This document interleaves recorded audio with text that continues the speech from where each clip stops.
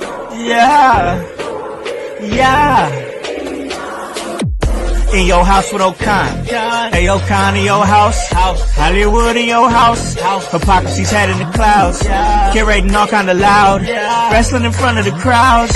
Paragon's holding it down. Anybody can get it. Josh Joseph standing on his decisions. He is the voice. There is no choice. We is them boys in your house making wrestling noise. Moving fast just like cruiserweight action. In your house is the perfect distraction. Rumpus in your ears when you in traction. Get this work with some wrestling action. Smoke.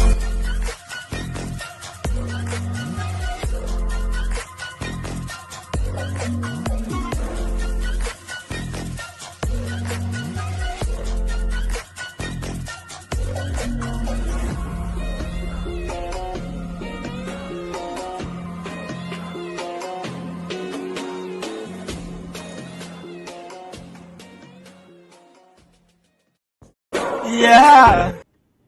What is up, guys? What is cracking? It's the Con Man, and I am in your house. And you guys already know the vibes. Anytime we slide on through, here to give you that work when it comes to this professional wrestling business. And guys, it is Tuesday, week 2. We're in week 2. This is the second week that we're going to be doing and are doing the Tuesday hot tag. And I got to tell you, I am happy with how the first episode went, the pilot episode. It was great. And I got to tell you guys, I'm excited to continue doing it. But this time I don't have to do it by myself. And man, if you guys know, you guys know. And if you guys know, we're going to talk about what you know a little bit later on in the show. But before I do that, I got to bring on my great team here. I got to bring my guy on here. He talks all things SmackDown. He's a villain with blue eyes. He's the Grundmeister. What is up, brother? Whoa. Oh, you're muted. We've got you muted. Oh, party foul. Oh, Grunt. Party foul. I'm fired. Bye, guys. Party foul. What is up, Grundmeister? Oh, God. What is up, guys? I had a good weekend. A little bit sick, unfortunately. It is that time of year. Oh, I know. Dude, it sucks. For me, it's always when the seasons change. Oh, 100% the same. 100. I promise it's the same. You went to saw a comedy show this past weekend? Did. I know you talked a little bit about it yesterday. Yeah, and a female comedian called me gay because I know what a butt doctor is. It sounds like you took it in stride, though, man. You were at a comedy show. Yeah, I mean, I even tweeted at her later that night. It just was, hey, whatever. Like, tweet it out, see what happens. She retweets it. Oh, nice. That's awesome, dude. That's awesome. Hey, Grunt, guess what I just found out? That show I'm going to, she's going to be there. Hell yeah. So I can have vengeance for you, Grunt. There you go. And I can be like, you are the one who was gay, Kim. And that, ladies and gentlemen, the man who's going to be getting the revenge for the Grundmeister, he joins me each and every week, and he's the producer of the show. That's the voice, Josh Joseph. What is up, man? How goes it, house? How goes it, household? How are you doing? How is the things going on? Hopefully you were with us Monday night, me and the blue-eyed villain with our Chaos Goblin, because if you were, you're in the know, and, well, I can't wait to talk about it. Besides wrestling, of course. We have a lot of Monday Night Raw to talk about, because there's some interesting things happening. Yeah. Oh, yeah, absolutely. I agree with you, man. You know what? I was so excited all day to do this episode, man. Not just for the reasons we're going to talk about in a little bit. It's a lot of that for sure. But man, I came on here. I was excited just to be transparent with you guys out there in the household because you guys are amazing. I was prepared to do this show by myself. You know what I'm saying? And it's not nothing against anybody. I just, I don't like to play around with people's time. I don't like to play around with people's schedule. I had you guys have had this before. My dryer went out, y'all. It stopped spinning. And you know what, y'all? And I'm not just talking to Voice and Grummice. I'm talking to all you guys out there. All right. I didn't had this damn dryer repaired twice already. Listen. All right. I didn't had it repaired twice. I was tired of having it repaired. I just said, screw it. Got another one. Had to be done. You know what I'm saying? And I got to tell you, it's I'm already using it right now. All right, I'm gonna get every damn second out of it. I just paid for it. I'm getting it done now. We're drying clothes right now, ladies and gentlemen. All right, bring your clothes over. We'll dry them here. All right. I love it. I love it. But in all seriousness, y'all, I was prepared to do it on my own because I thought, I didn't know when they were gonna come, and my guys here, they have lives too. They're busy people and everything. But you know what, y'all? I hit the group chat. I was like, hey, they came, they brought the dryer in. I'm gonna go ahead and do this show, thinking that everybody like, hey, maybe they'll find some time to slide in the chat, hop in the chat or whatever, and we'll get that go. Nah, these motherfuckers right here, they said we'll be there in 10. Like, that's a ride or die team, ladies and gentlemen. Like, and trust me, I'm gonna say a lot more when we get back from commercial break and do the indie report. I got a lot to say. I promise. Stay tuned. Stay tuned.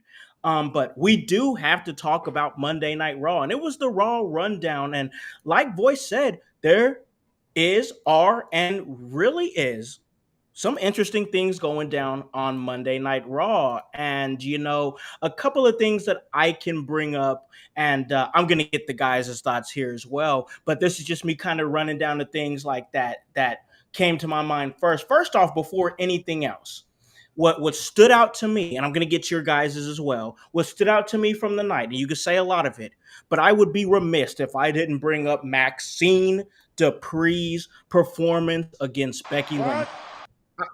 Maxine Dupree's performance against Becky Lynch. I'm telling you, I expected this match to go a completely different direction. I thought she was gonna maybe get a little bit of offense in, and then Becky just totally shit kicker. You know what I'm saying? Like, I expected this to be maybe 3 to 5 minutes voice. I didn't expect this to go that long run at all. I really didn't. But what I saw and what I got, that right there. And you know what? One of my buddies, one of our ex guest here, the former guest, comes in every now and again, Aaron Grider. He said it, and I agree with him because we talked about it. That is textbook in how you get somebody over.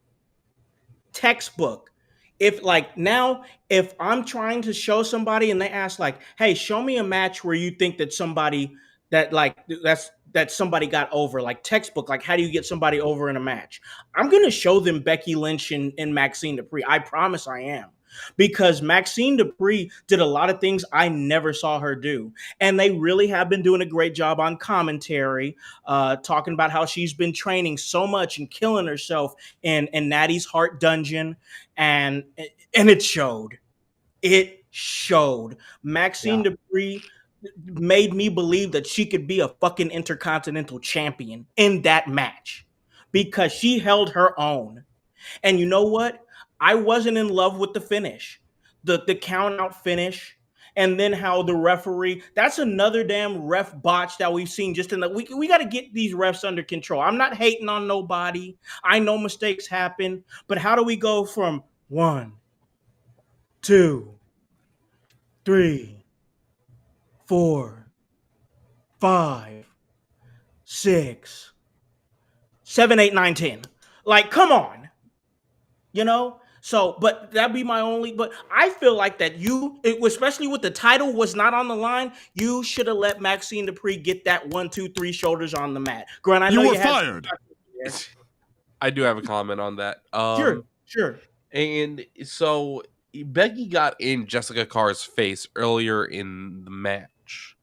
Yep, she was all over. She was all over. So I mean, like in theory, the story could be that Jessica fast counted because you know what? Jessica screwed her. I think so. I think that was in. I think that count. Even think about that. I think that ended exactly how they planned it.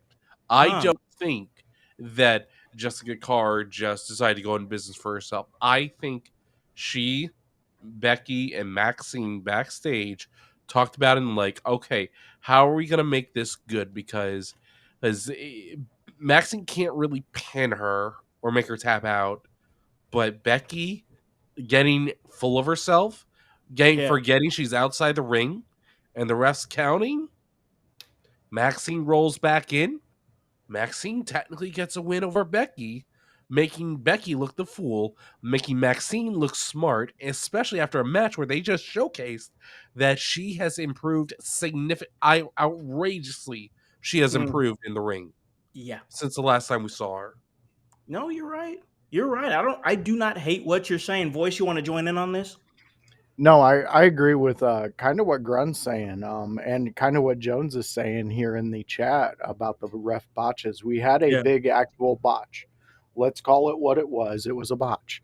Yeah. But WWE kind of played into it this week. Are The way we Grun lays it out, they kind of played into the ref. Maybe there's going to be some storyline where the refs, the entertainers are saying the refs are getting too involved, and who Ooh, knows? okay. It's happened before. They've done ref angles before.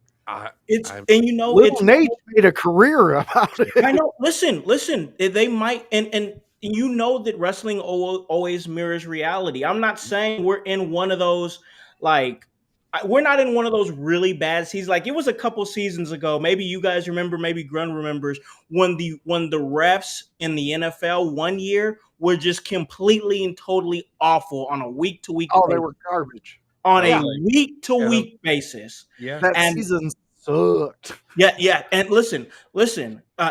All I'm saying is there's some truth in what you guys could be thinking here. Maybe we're seeing WWE play into it. Also, I do want to include just a little wild card that Jessica Carr can wrestle.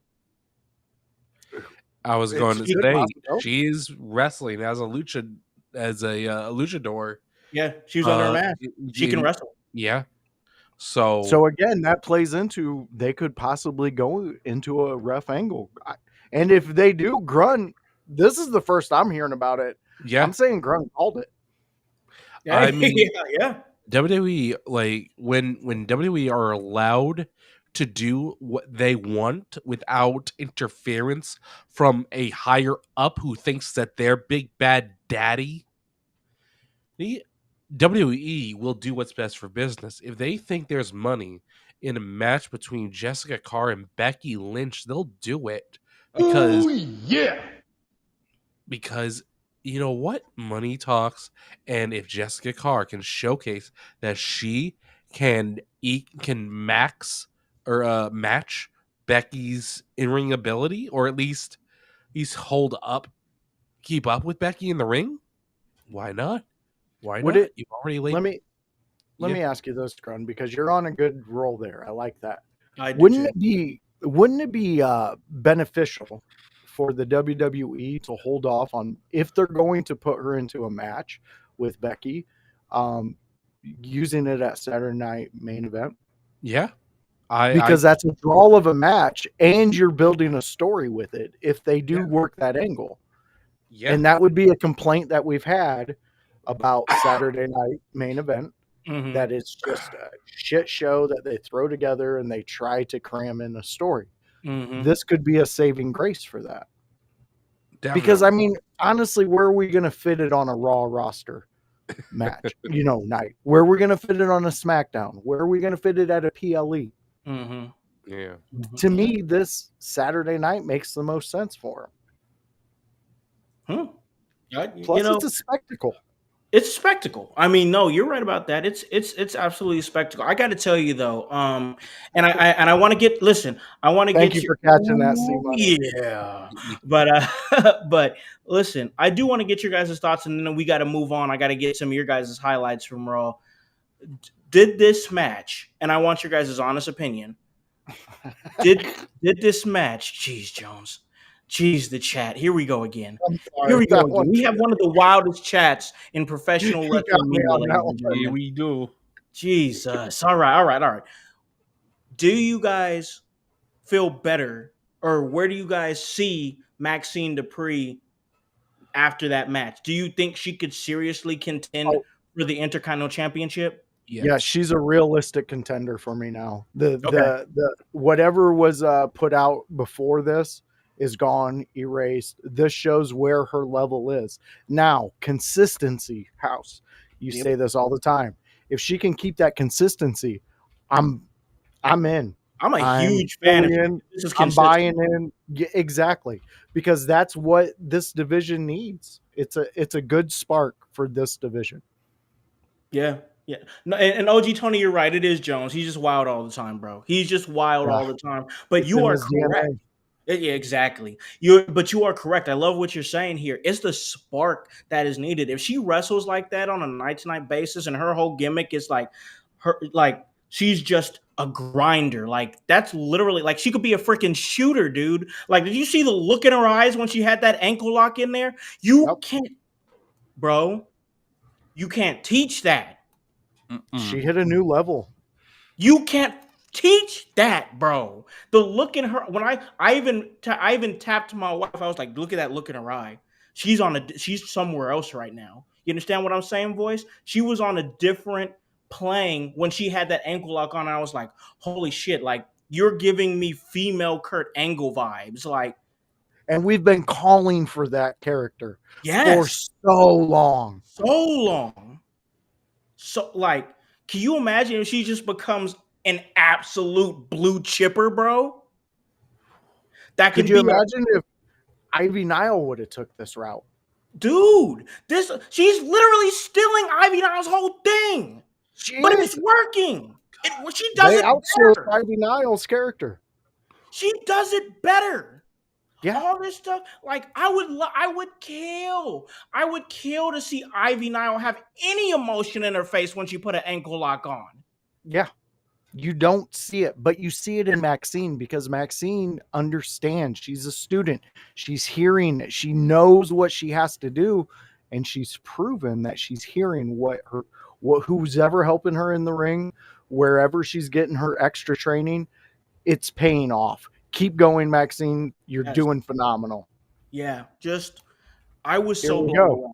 I was There yeah, we go. OG Tony's letting us know. See, exactly. and that just shows why Natty is so goddamn important to She is. have on your roster, whether it She is. be as a entertainer or just behind the scenes working with the talent.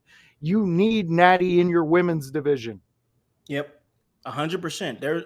I can't argue that in the slightest bit. In the slightest bit, but we do have to move on. I was just so excited to talk about Maxine Dupree because the thought of if this is consistent, like Voice said, now the thought of Maxine Dupree versus Io Sky intrigues me.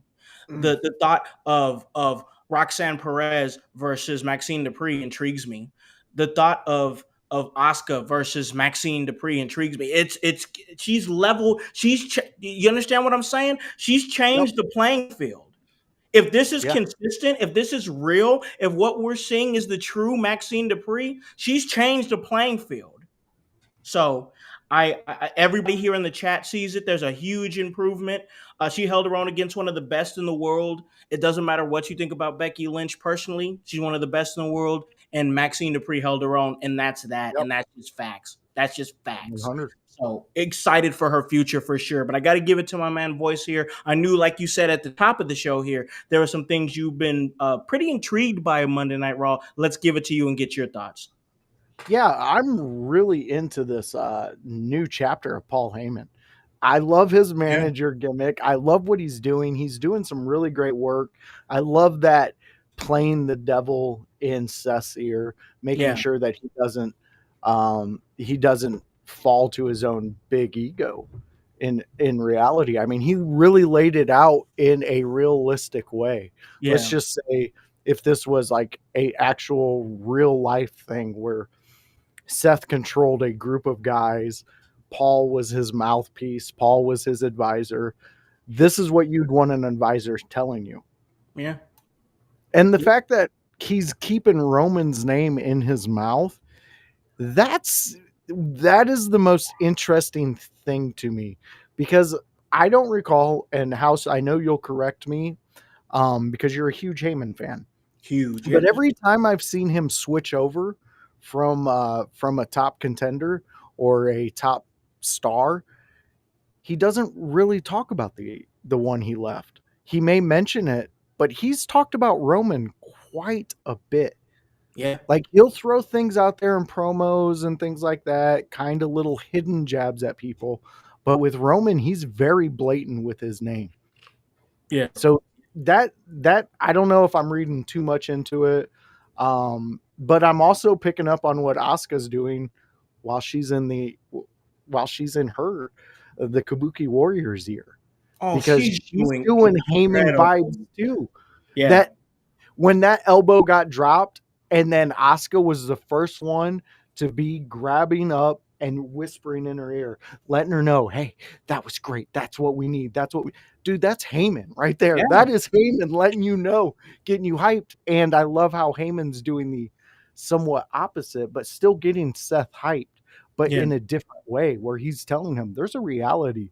If you lose everything. And then there's the question of why? Why do I see what I seen in you? Why am I here? Things like that. I love it. I love where we're at with Heyman. Yeah, Heyman's become such an. I mean, he's. What can I say? I love the guy. He's always been an intriguing character, but the intrigue is on the rise. You know what I'm saying? Because one little thing that I'm noticing that Heyman is doing right now, it's the fact that yes, he is working right now with the vision. He's doing exactly, and you guys can go back to old episodes. I think it might have been like late last year, maybe earlier this year before the vision started, and we talked about the idea of Heyman with Bronson Reed. I know I talked about the idea of Braun Breaker being with Heyman. We have Reed with Heyman. I even was like, hey, Jacob Fatu with Heyman would be dope. You know what I'm saying? And now here it is, the very thing that I talked about. It's happening now and it's great. But here's what's intriguing me even more about it. He's still keeping ties to like pretty much what you're saying, not directly like mentioning, like he's mentioning Roman a lot, like you said, but he keeps lines open with Punk. We saw that he keeps lines open with Lesnar. He never really Yeah. truly burns a bridge. You know what I'm saying? Like No. he never really truly burns a bridge, and I think that that plays into the Heyman character of that he's gonna go where the buzz is at. He's gonna go where he sees potential for him to make money off of the back of somebody else's God-given talent. You know what I'm saying? This is what he's done his whole career as far as playing this Heyman character, is that he goes where the action is. And he knows as well that not just staying with what he's doing right now, but always keeping tabs on who brought him to the dance and on who brought him to the dance, keeping tabs on who he's helped in the past. He still talks about the Samoans from years ago. This is a savvy man, and I think we're seeing that play out a lot more on WWE television. Yeah, I totally agree with you on that one. He's hitting on levels that make him interesting yet again.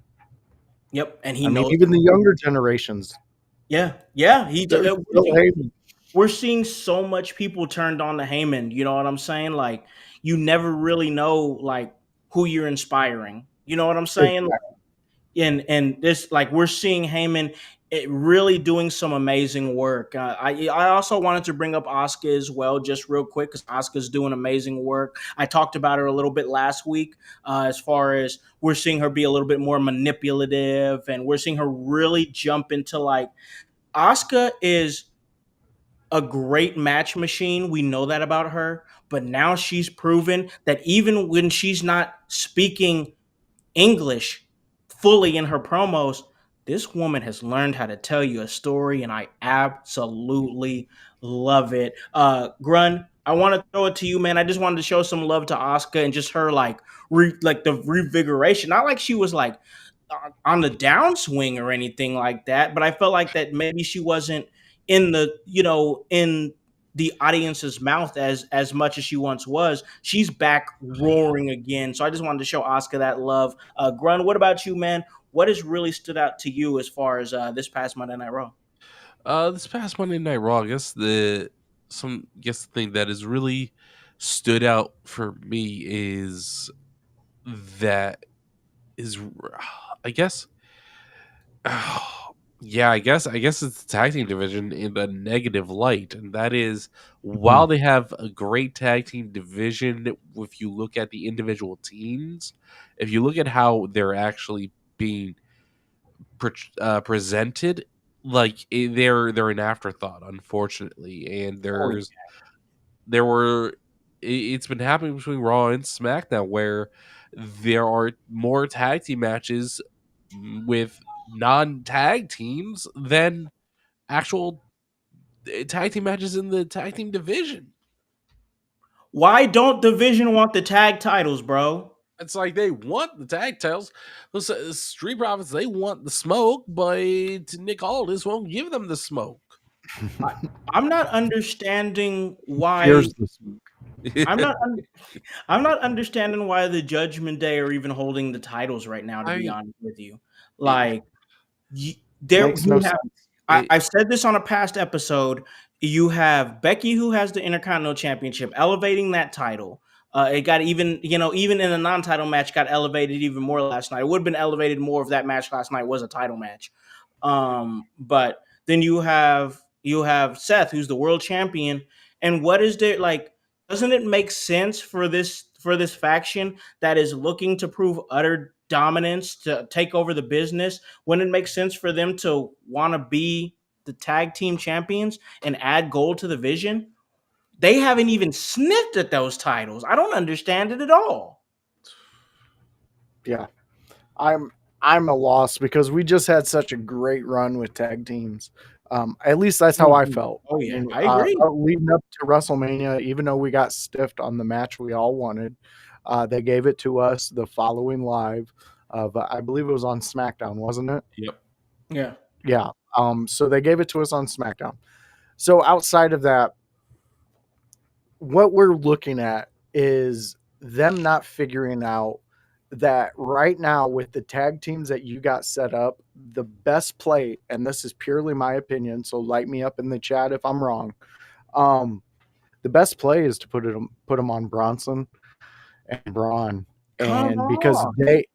they are, if you put that title on them, they are the thing that every other team has to overcome. It's Thank you. not a who's got the hot potato, who's the hot tag team, let's put a title on them. It's can you beat these two? Because physically, just visually looking, that's what you get out of them. And if I'm wrong, I'm wrong, but I think that's the play to go with if you really want to revitalize the Raw tag team I, division. I agree, man. The Raw Tag Team division is dead. Like there is really a moment. Like you like we're busy guys or whatever. So like a week will go by, and sometimes you'll forget some stuff that happened last week. Like I had to really remember. I was like, who's the Raw Tag Team champions? Oh, I forgot the Judgment Day still got it. And then I was like, well, all right. Like how much longer are they gonna really do this? I truly don't understand. I truly don't. So yeah, I agree with you there, Grun, as far as your disdain for the current state of the Raw tag team division. That's for sure. We talked a lot about this Io Sky storyline, mainly Asuka because she's been doing some great stuff. Oh yeah. I really enjoyed Kyrie Sane gets the victory over Io Sky, which That I think insane elbow was insane. it was exactly what it's called. Yeah. Dude, that looked gnarly. I love the fact that Kyrie has really elevated as a character. Like she really has. Like sometimes it feels like she's just there. You know what I'm saying? Mhm. Like, but now with what Asuka is doing in the story they're telling with Io Sky and trying to, they're slow, but they're doing it in a good way. I like what they're doing with the Io Sky, Rhea, Asuka, and Kyrie story. It's good stuff. I think that'll be fun. Oh yeah, that's actually going to be fun. I think there's going to be a lot of storytelling in it. But once again, I think like for me personally, where Asuka's career is being like having another resurgence because of the character she's playing, I do believe that the grand scheme of things, Kyrie is the big winner in this entire thing. There's like this entire thing. She's the big winner because Asuka was always going to be Asuka. You know what I'm Mhm. saying? Even if she didn't become as intriguing as she so obviously has become, they were still going to roll her out there as Asuka no matter what. Yeah. Kyrie had stuff to lose. You know what I'm saying? Kyrie had something Kyrie could to have lose. got lost in the shuffle. Yep. If she didn't do as well as she's doing in the storyline, I was kind of thinking Kyrie might be the next one to be kind of, oh, where's she at? Why hasn't she been on? Yep. And she's proving everything. Her and Asuka's doing very well. Um, so is Io. In this whole story, Io's playing her character perfectly. She has to overcome, and she just plays that type of character so perfectly that does it damage her in the future? Yeah. Is she Yeah. going to be able to pull out of that type of typecast, I guess they call it? Um, I assume she will because she's good at what she does. I mean, she's got a great everything about Io is a perfect wrestler from overseas. Oh God, yeah, yeah. No, no, you're right, and you're right as well. OG Tony saying a lot of good women's wrestling on Raw last night. You're right. They've gotten real like it does feel like Monday Night Raw has been really like the women's wrestling show. I'm not gonna lie. Yeah, And that's not a bad thing. I don't hate it. But for me, before we talk about the last thing on Raw, and then we have to take a break. Um, the theme of this Monday Night Raw, for me personally, was truly taking 5 minutes. It yeah, really was. Whether we're talking about Kyrie and her like great performance, Asuka and her taking the opportunity to tell such a great story and do it in such a way that she's doing it, just taking that little bit of time. Maxine Dupree took her 5 minutes. Damn it. You know what I'm saying? Like yeah. she She she took 10. she did the damn thing. She did so good she doubled it up and took 10. You know what I'm saying? Like you're absolutely so like that's the thing for me is that there was a lot of moments that were like 5 minutes. You took it. You know what I'm saying? And I just love it. But I do want to talk about one last thing here, and that's the transformation of Jay Uso. We're seeing Jay Uso be a little bit more like he's not as fun loving and as and yeety as we've is that a word, yeety, eat your yeeties. Yeah, it is. But he hasn't been that as fun loving and yeety as he's been in the past, and he's been more focused, more hyper focused, more no, we got to stick to ourselves, no, we can't be messing with LA Knight, which honestly, if I was Jey Uso, I wouldn't mess with LA Knight either, because but that's a whole other thing. Um, but yeah, Jay Uso's character is taking a very interesting turn. And before we take a break, I do want to get your guys' thoughts on Roman Reigns being back. He does have a match that is confirmed, the Australian Street Fight against Bronson Reed, and that's going down this Saturday in Perth for Crown Jewel. I want to get your guys' thoughts on that. I want to get your guys' thoughts on the transformation of Jey Uso. Voice, you first, man. All right. So yeah, we're having an Australian street fight. I don't know what makes it different. It's probably just location, or it could be koalas with chlamydia. Who If knows? they put if they Um, put koalas and boomerangs around the ring and eucalyptus and shit like that, I'm calling racist. you should, because that's blatant white person racism right there. So Um, racist. but I'm actually excited because again we're going back to Paul. He brought in the lore of Reed's longevity in a street fight, an Australian street fight, and never being defeated in one, and making that his own thing when he was over there. So I'm excited on that end. Yeah, But now to Little Roman, which is what he was called. yeah, So I'm hit or miss on this one because Word. I can see the potential in it. Okay, because I think Jay can stand alone without being a part of a tag team or a family or things like that. Sure. I just think you have to find the right fit for him. And I'm sorry, but for me as a fan of his, that title run he had was the fit for him. Yeah, That's where he was getting a lot of fan interaction, and it just grew from there, coming through the crowd like he has been. It's grown. It's become a thing. He's taken over the Fireflies. There's so many things that have happened in this short few years of Jay's career that I think they're relying more so of how you cut and paste a Samoan wrestler, and Jay's not that guy. Jay's his own entity. He's his own thing. I mean, people are yelling yeet. We only have certain characters who can get 4-letter words over, and Yeah. when they do that with the amount of people that he does, you need to try whatever you can to get that as big as possible, especially if you want to make money. That's why they took away our PLEs, right? They got to make money. Yeah. Got to make So that almighty dollar, man. I don't know. That's how I see Jay. But I'm not digging what they're doing with him right now. I got to I, say, a lot of it, and then I'm going to get Grandmeister's thoughts. A lot of it for me feels like he's trying to prove something. You know yeah, what I'm saying? and it's Like, coming across that way, so it's wrong. Like, exactly. let So, us like, discover that. and when I say that it feels like he's trying to prove something, I don't mean like in storylines.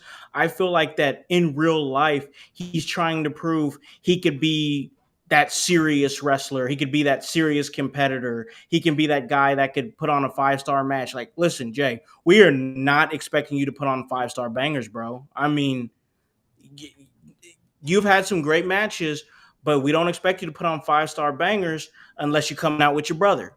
You know what I'm saying? So like it is what it is on that, but like it just feels a little forced that you're like, oh, I'm about to show everybody that I could be serious and stuff. When really like who had like a cash cow with just eating, bro? Like, I'm not saying like just be one dimensional. You should be layered, but like, I think you should let it come more naturally. And it doesn't feel natural, especially with Roman involved. And now we're doing more like dissension within the bloodline stories. And here we are again.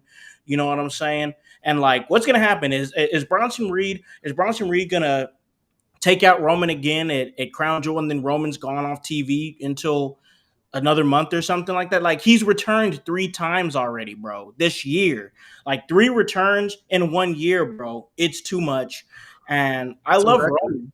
I love Roman. It is a record. I love Roman, but damn, man, stay or go. You know what I'm saying? Like, I don't know, like stay or go. I know like you have like he has his schedule and he's earned that schedule. I'm not gonna say that he hasn't, but I don't know. Maybe work towards maybe staying a little bit longer than 2 weeks and then taking a month off and then coming back for 2 weeks. I don't know. Just my thoughts on that. But I do got to give it to Grunmeister, man. Last thoughts, final thoughts. Where are you at with this whole bloodline situation as it stands now?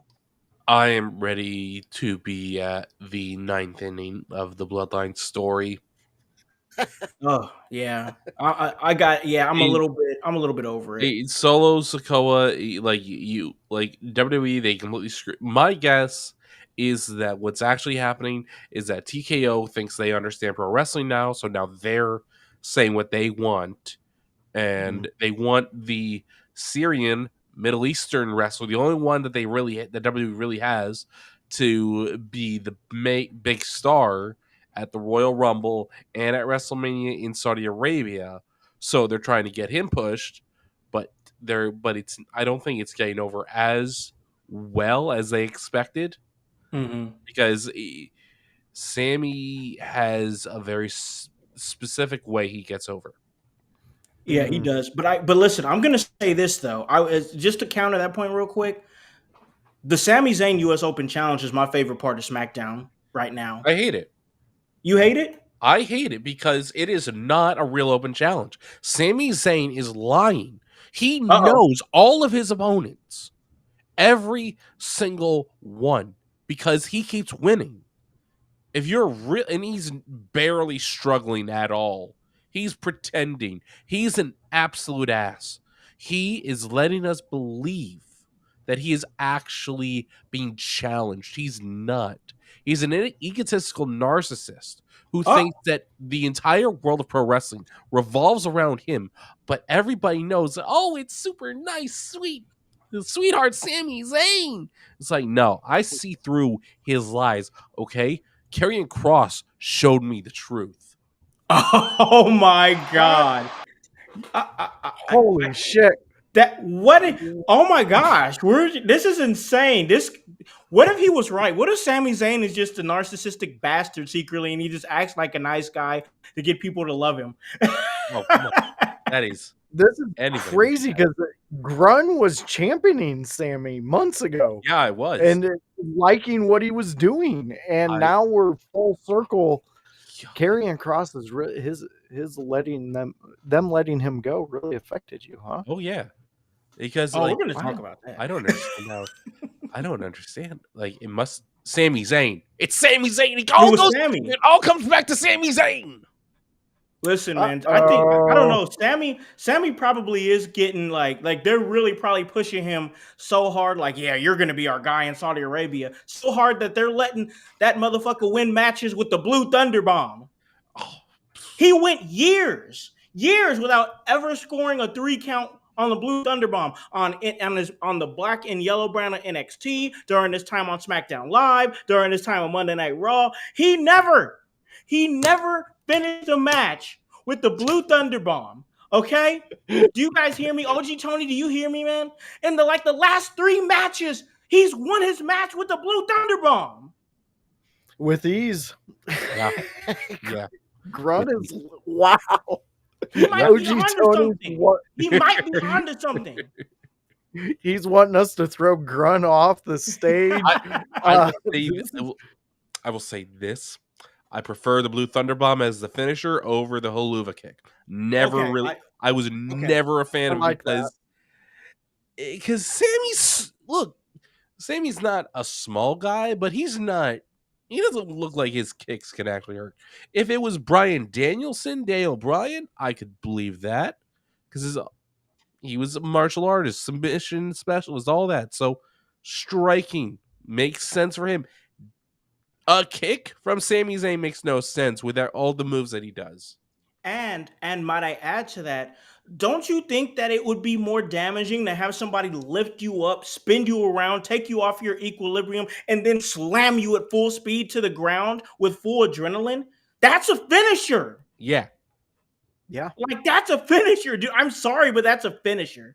You know? So I feel what you're saying, man. I'm with you guys as far as the bloodline stuff. It feels very forced. It feels very forced with Jay. I loved the fun-loving, yeeting guy, you know what I'm saying? So I don't know if we're not gonna go back to that, but I'm gonna tell you what we are gonna go back to, and that's the indie report, because I got to talk about my weekend and everything that we did. We're finally at that part of the show, but I do got to leave you guys on a cliffhanger one more time because we got to take a break. We got to pay some bills, and when myself and the team come back, we're going to do the indie report. We're going to talk about a merge 91 Blood and Bones. We're going to talk about the big announcement that was announced there, and on Window Liquors, the first in your house show to break the news. We're going to talk about that. We're going to do the Pro Wrestling Stock Exchange. Talk about a lot more. That's on the other side of this break. We'll see you in a second. Hello, everyone. It's the Pope Elijah Burke, founder and president of the Love Alive charity. I wanted to take this brief moment to share with you my charity's continued humanitarian efforts to positively impact the impoverished communities in and around the greater Jacksonville area. This cannot be possible without your support. If you'd be so kind, please take a moment to visit our website, love-alive.org, to learn more about the charity and its mission. Also, feel free to donate to our 501c3 organization that operates off of the donation of the public, which is you. Whether that be by website or via Cash App, $1 help makes a difference in the lives of others as we continue to positively influence many people by being the change that we wish to see in the world.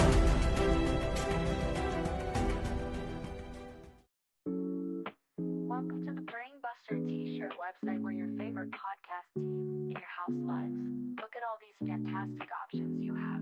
If you want that sweet hype, we got it. You want to be divinely designed at yours. Have you lost your voice? We have all that voice merch for you. Are you just a part of the household? We got that too. Brainbuster Tees is where IYH live.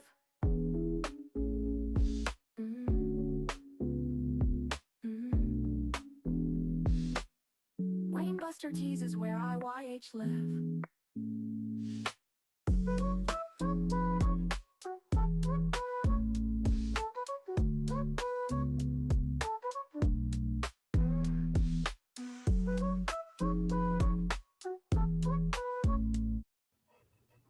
All right, guys, we are back here at the Hot Tag, the Tuesday Hot Tag here, presented by In Your House and sponsored by Goalie Gummies. And listen, speaking of Goalie Gummies and Goalie Nutrition, I got to tell you, we're going to talk about where I was at this last weekend. It was a very busy weekend for me. I had a lot of running around to do on Saturday. Before, like I told you guys, I had to get a new dryer on short notice. So I get up on Saturday. I got to go and situate getting a new dryer, situate when they're going to deliver it and everything, which was today.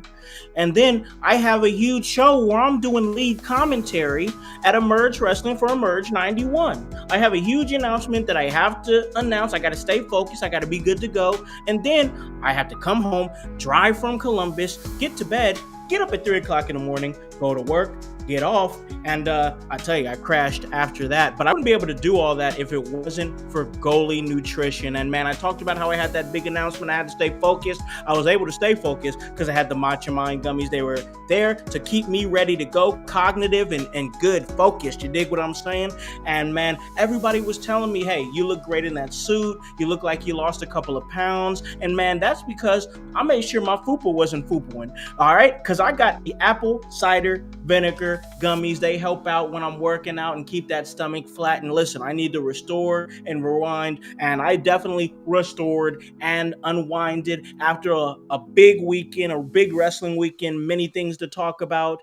And that was the ashwagandha gummies that got me right. So that was, and I was able to chill, relax, get it together. It was great. And listen, you guys can have focus too. You guys can fix your fupa too. You guys can relax and restore with ashwagandha gummies too. All right? All you got to do is go to goalie.com and listen, we'll even help you out. Myself, Voice, Run, the whole team will help you out because at checkout, put in promo code IYH for a 10% discount and go on your nutrition journey just like I did. Go on your health journey just like I did. And we'll help you out there and check out everything In Your House is doing on Apple Podcasts and Spotify. Make sure that you guys are giving us a follow. Make sure that you guys are hitting a hurricane runner on that subscribe button and doing everything that needs to be done to follow everything that In Your House is doing because, man, now it's time for the Indie Report. And, man, I was at Emerge 91, Blood and Bones. It was their Halloween edition show. It was great. Thoroughly enjoyed it. And man, I've got to tell you guys that it was a vibe to be there. And not only that, I got a chance to go back because our normal lead commentator, John Gates, he took that event off, probably family stuff, probably had something pre-planned as a vacation or time off or something. So it was my job to be lead commentator. And, normally I'm really great with color. I could do color commentary all day. But, I have done play-by-play, and I got to tell you, play-by-play is challenging because you're doing a lot of talking, you're transitioning everything, you're calling the moves, you're trying to help tell the stories. And man, when you are the one voice doing that, it keeps you on your toes for sure. So while I had a blast and had a great time, it was a challenge. And it was a challenge I was up for as lead commentator. I was with A.W. Lurch and Andy Shades there making his commentary debut for Emerge Wrestling. And I think it turned out really well. There was a lot of great action that was had. We had Matt Diesel there. We had Avery Hertz there. They had a chain on a pole match. That was great. Man, I got to tell you, my personal match of the night, like not anything against anybody at all, because Ace Perry and Paragon in the Emerge World Heavyweight Championship cooked so hard. But man, Josh Crane and Aaron Williams, oh my God, Voice. They delivered, bro. I mean, it was insane, that match. Insane. That was such a great match between two seasoned competitors, traveled, and calling that one was just it was beauty. It was watching beauty right there, art right in front of my eyes, bro. Like, oh, those two just tore it apart. Dylan Cole and Pretty Boy Smooth from the NWA. Dylan survived longer than I thought he would. He Good, survived. good, Dylan. He hung in there. He did. I mean, he still lost, and he still disappointed Morty. But it was a great. It was a great. It was a great match. And speaking of Morty, love to see that dick get his up and coming. It was amazing. Morty's millionaires were just they lost every match. It was beautiful. Every single match that had the Morty's millionaires, they lost. Ashton Adonis from OVW. Oh my God. I mean, if you want to talk about a guy who has all the tools to be a big star, it's absolutely Ashton Adonis. You can catch everything he's doing on OVW and catch him on his social media. He's the end all be all. Ashton Adonis. He's amazing and has a huge bright future ahead of him. A lot of Cody vibes there as far as him. He had a match against Braden Lee, and these two are blue chippers, bro. So that was another one. Like it for me, it was it. They had a triple banger. You know what I'm saying with Braden Lee and Ashton Adonis, which that was a little bit more storyline driven because Morty's Millionaires was involved. You know what I'm saying? But the main event was great with Paragon, and we're kind of seeing him have a little darker edge to him and whatnot, and it's a vibe to see because him and Ace Perry, those two, I don't think I've ever seen those two go up against each other. So that was a first time match as far as I know. And it was great. So the whole event was great and I really enjoyed it. Everybody is so easy to work with there. They're always great with if I need promos from them or if they want me to get something over on commentary. They love my work. They love my work. I love the original sins. I put out something on my social media where I talked about a line that I said on the show. That'll be on YouTube and IWTV for everybody to check out. And I said, "Oh, the original sins. These two shady characters seem like the type of guys that selling Lucy cigarettes at 4 a.m. on Post Road. Just a couple of scumbags." and they I loved it. love that.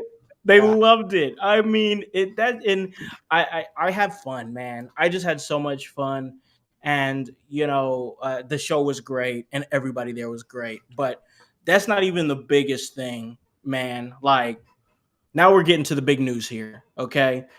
Because it was a great show. I really, really thoroughly enjoyed being lead commentary. It challenged me, and I came ready and prepared. I was ready to go. I'm always ready, bro. If you stay ready, you don't got to get ready. And when it comes to this wrestling shit, I'm always ready.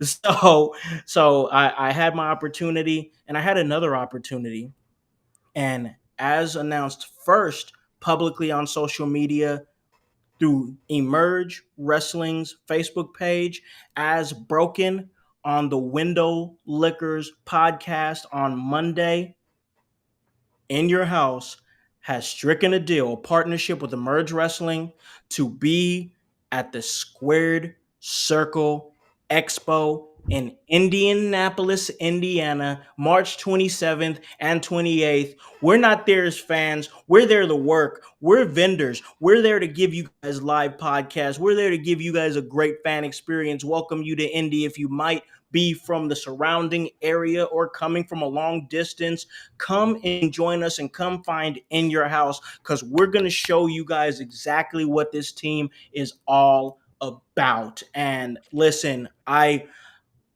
swear by this team, y'all. I swear by this team.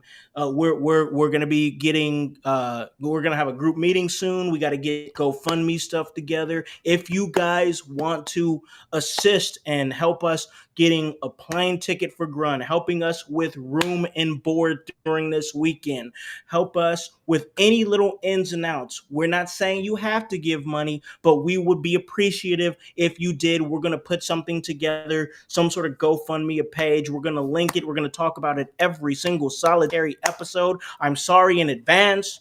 All right, household, for the nerves that we're going to touch talking about this GoFundMe. But we really want this to be real, y'all. I mean, it's real. It's real. We got it. It's confirmed. Confirmed. It is happening. But we want to get the team together. We want the culmination of the work. All right. I talk about it every single episode. I say it every single episode. It's all about the work, the work, the work. We want to see the fruits of this work. Okay. We're going to see it as we go to the Squared Circle Expo, but we want Grun here. Grun has been an important part of what we're doing within your house. We want him here. We want him to experience this and be on this ride that we're going to be on in March. All right. We want to give you guys the best interviews, get to the best talent. We will, it's going to require us to be room and board. We have Grun that's going to be here. Voice is going to be coming, he's in Indiana, but he's about 3 hours away. So we can't have him going back and forth. You know what I'm saying? Like, we don't want him to. Any help is appreciated. Truly. Any help is appreciated to make this monumental goal that we've achieved even bigger, because I'm proud. This is the biggest thing In Your House has ever done. Ever. Yeah. We're going to the Squared Circle Expo. We're going to have interviews with yesterday's amazing talent, today's amazing talent, tomorrow's amazing talent. This is real. This is a reality. This is what I have mapped out for this team to be in situations just like this. Period. Listen, I'm not here to down on anybody's project. I'm not here to down anybody's podcast aspirations. But what I can say is that I've been doing this for 6 years, which means I've been doing this for 22 years. I didn't see them come and I didn't see them go. This is a fast pace. Any sort of podcasting, but definitely wrestling podcasting, is a fast-paced industry. It's wrestling media is a fast-paced industry. It is. So you see people like, oh, I'm going to have a podcast and it's going to be great. And I'm going to get on all these guests. Okay, do it. Do it. I want you to. All right. I want you to do it. I want to see you succeed. I promise. But I promise you can't do it like this team. You can't. We have built something that is going to be monumental. And you know what? When we had that amazing Survivor Series live podcast in Kokomo, Indiana at Outhouse last year, as great as that was practice.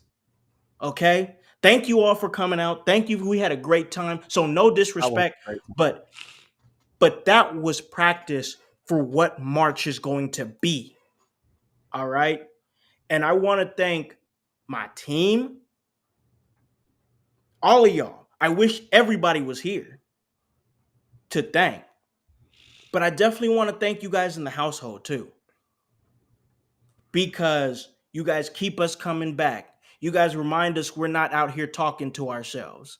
You guys keep us, you guys are engaged with what we're doing. You follow us, you come in the Discord, you come to the YouTube, you check out the podcast on Apple Podcasts and Spotify. And that is the gasoline that we need to keep this going, to keep this engine going. You guys are the lifeblood, all right? You guys are the lifeblood. Grun and Voice and Annie and Hype and Kevin. They're the things that keep this thing moving, the arms, the legs. You know what I'm saying? That's what I'm talking about. We got P and Jack just ready to come through. P and Ray ready to come through if we need them to do anything. But the core team, it takes work. And I thought about this earlier. While I was working. I was like, it's easy to get people to come and do your podcast one time. It's hard to get them to work it into their schedule and make it a part of their everyday life and take time away from their families and other things, other responsibilities that they need to do, and dedicate time to do this each and every week, two for us 3 times a week. You know what I'm saying? There's nobody doing it like that, bro. It's not like there's a few out here, and the ones that are doing it are getting their recognition. Like Fightful, they do the same shit. They got their they get that, Dirt Sheet Radio. They kind of do the same thing. They get their flowers. It's our time. This is our time. This is our time to not just be in the conversation, but to change the conversation. You know what I'm saying? That's what I feel like as far as what we're going to do in March. And I know this team can do it. I believe in this team. I've seen Voice interview guys that he idolized and kept his composure like a professional. And that means something, because that's exactly how we have to be in March. And to be able to not only put that out there, but to be able to say it in my home promotion in the middle of the ring and to drop that huge news, man, there was nothing like it. There was nothing like it to be able to tell those people that have followed me, supported Emerge Wrestling, that we were teaming up, coming together, and we're going to the Squared Circle Expo. And after that, everything's going to change. Everything's going to be different. You know what I'm saying? For everybody. Everybody. Everybody is going to elevate from this, and this is exactly what I planned. And I wanted to this is for the team, so you guys here and whoever goes back and listen to this on the team, I wanted to let you guys know that this is not a Nowheresville podcast. This is not a podcast where it's like, oh well, we're just gonna do this just for the shit of it.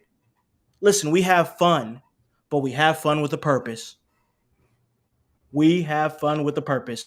And now that purpose is clear. That path is clear, because the next stop for Team In Your House, the next stop for the In Your House podcast stops in Indianapolis, Indiana, March 27th and 28th at the Squared Circle Expo. In Your House will be in the building, interviewing some of the best talent, giving you guys one of the most unique podcast experiences that you're ever going to see. Man, I am proud. I know I talked a lot.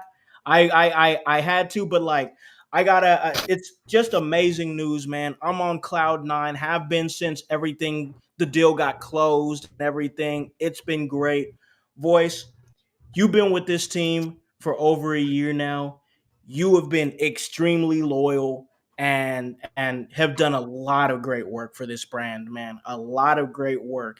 Even when I was like, I don't know if this is gonna work, I went Yep. with it and it worked, man. So like I have to get your thoughts. We haven't talked like face to face. Like we've had like some interactions, but hey man, we're going to the Squared Circle Expo, bro. We are going. We are going to exactly. This started at House of Heat. We were standing in a parking lot, me, you, and Jones, enjoying the victory that we had there Yes. with Bill Alfonso and the Sandman, and so many other great So many people who more. gave us that time. Big Zoe. Big Zoe is a huge inspiration of that night, because he's seen what we were doing and he loved it, Oh and yeah. we loved what he was doing, and it was a genuine moment. But that night when we were about to depart from each other, we talked about what could be, and conventions is where we're going to be. This is Yep. going to propel us, like you said, House, the Kokomo Survivor Series. That was a let's see what we can do in front of our fans. Yes. Now we're going into a den of wrestling fans, and they will soon be IYH fans. They will be part of the household, because what we have planned, fans, this GoFundMe, yes, all of us agree panhandling on the internet sometimes feels gross, but this one has an actual purpose. We're trying to bring our sweet baby Philly boy Grun all the way over here to Indiana to enjoy some Indiana nights with some Indiana boys and girls. Yep. It's going to be fun. We're going to enjoy a form of entertainment that we bring to you guys every week and we talk about every week. We're going to be there. We're going to be live. We're going to be interacting. You want to send extra money for some videos of a Grun in the hotel room? Because I'll probably be sharing a hotel room with Grun if we don't get our own, you know. Sir, I will file a restraining order keeping you just and being then I will tell the courts he bought a plane ticket. He came to where we were at. He had me pick him up. Who's the one really stalking somebody? Huh? Okay. So if you want things like that, there's Kevin Nash has already said he's going to be there. Everybody knows my love for Kevin Nash. If you want me to play some of those things to him, $400, I'll say all the wild shit anytime his microphone's around him. So send some money to us. We're going to be having a GoFundMe. We want to make this an event that everybody's going to love. You're going to love this. Like some of the talent that goes there, Soraya's already signed up for it. We could definitely, dude, imagine, Soraya walking around and then she hears the voice saying, Soraya, what do you eat on a Tuesday morning? That's going to stop her. She's going to stop and be like, she's going to stop. Yes. Yeah. So then we get a Soraya interview. Her first aunt is going to be saying, get my name right, you absolute. I don't care. You got her attention. That's exactly what matters. Listen, I'll say Paige. I'll say Alberto. Never mind. Dude, I won't say those things. Dude, listen. I want to talk to Carlito. Oh, that'd be cool. I want him to say IYH is cool. That would be amazing. That would be amazing. So I was talking to Hype a little bit about it. His idea was so we need you guys to hit the GoFundMe when it goes up and give us money specifically for apples. We need all the apples so we can draw Carlito to our table. All right. We need apples. Dude, a bushel of apples will bring Carlito to our table. Oh yeah. I'm excited for this. Not only because I get to hang out with my friends and do the things that we love, but the fact that we've worked so hard to get to this point to where it's a reality. Yes, it's in March, but we're one of the first podcasts out there talking about it. Who else is talking about the Squared Circle already? Exactly. We are. We're already talking about the people we want to talk to. Exactly. There's people out there that have like announced like, hey, I got my table, but that's it. Like, that's it. Nobody's blowing this up like we are. Yeah. Because that's the particular brand that In Your House brings, is that we'll let you know. We're going to let you know every single week up into the event that In Your House is going to be at the Squared Circle Expo. Come find our table. We're going to be doing some cool stuff. And we're going to announce, as the weeks go on and go forth, we're going to be announcing slowly but surely that cool stuff we're going to be doing at our table. All right? I got the amazing thing that really cool things. Oh yeah, the amazing thing I have on my side is that I have incredibly creative people on this team. So it makes it easy. I don't have to do everything. Listen, I'm going to be a little transparent with all you guys out there in the household, especially you guys who have listened for the entirety of the 6 years. All right. If you are somebody who is listening to the sound of my voice that has listened to this podcast for 6 years, you know, and I'm not naming names, I had a co-host. A co-host before Hypocrisy Jones came along, and we blew this thing out and really just turned this into what it became. We brought voice on and then we bring on Grundmeister, Annie, and so on and so forth. You guys know the story. It's an amazing story of In Your House. But I had another co-host. Once again, not going to name names. But it was just a situation, where you're trying to elevate yourself. You're trying to put yourself in the conversation. You're trying to not only put yourself in the conversation, but show the world what you can do. And you start something with somebody that thinks that what this is different than what your intentions were for it. And when stuff like that happens, it causes people to not take it seriously, And I've always been in voice, Grun, anybody on the team, can attest to when I say family comes first, I mean it. I Mhm. mean it. I truly mean it. If something stops us from doing a show, I never bat an eye. I'm like, do what you got to do. Take care of your family. Do this and that. I've never batted an eye. But that's because you guys give me your best. And when I have somebody who, is kind of a partner in this thing and is kind of wanting the recognition, but not really doing any work, I can't rock with that. Like everybody has to do their part.